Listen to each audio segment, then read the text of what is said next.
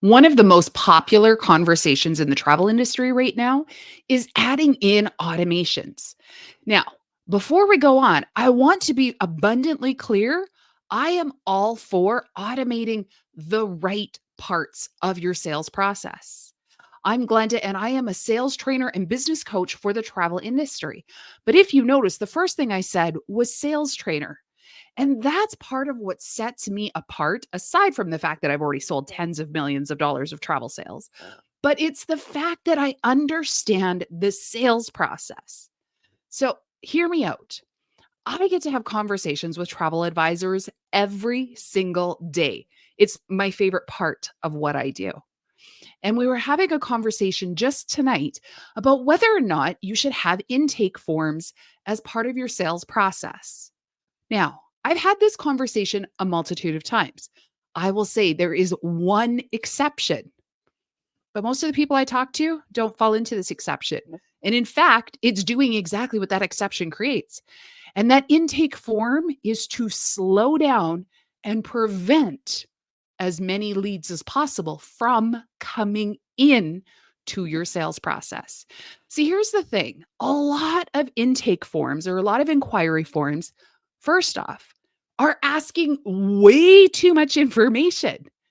When somebody comes to your website or somebody comes across your site, your socials, or whatever it is, and they get led to an inquiry form, you are asking for way too much information.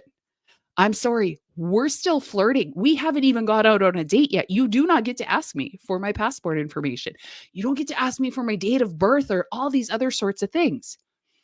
When you are looking at an inquiry form, I want you to put yourself in the seat of a potential client who's never done business with you before. Would you give them that information? I mean, legitimately, would you put that kind of information into a form to a stranger on the internet? I'm pretty sure if you've ever seen Dateline, they'd tell you don't do that. But the reality is, so many travel advisors are building forms that way. Now, we've got past that ridiculousness of the fact that we're not going to ask them for that much information before we've ever had a relationship. But let's also talk about the real pitfalls of a form. First off, it's going to drive away a majority of people. Why? Because they don't want to give you that information. Two, they don't necessarily have the answers. That's why a consultation is so absolutely critical to your entire sales process.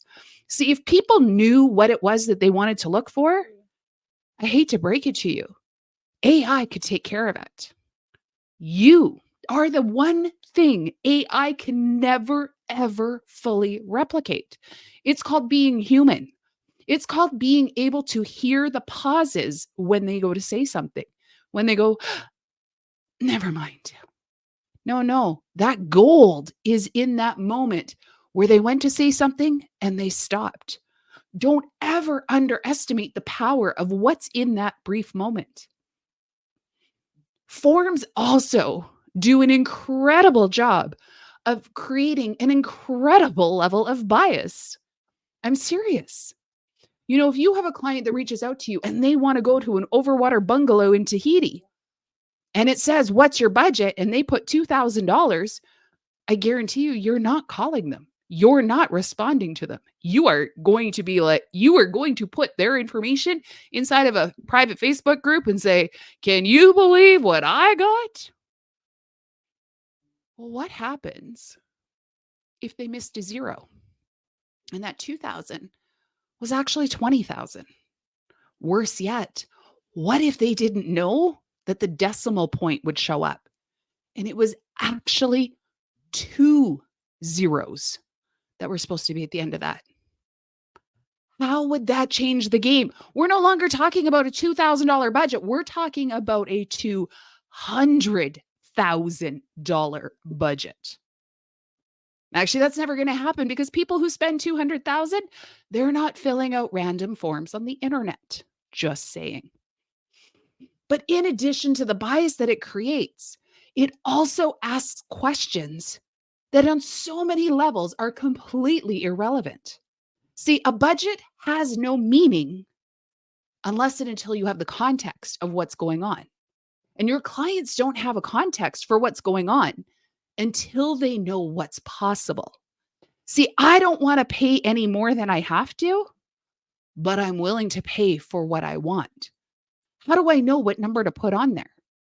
I would love to buy a house for $100,000. The house I want in my town is $1,000,000. There's two completely different stories going on. And in both of those, you have no idea which one I can actually afford, which one I'm actually willing to pay for.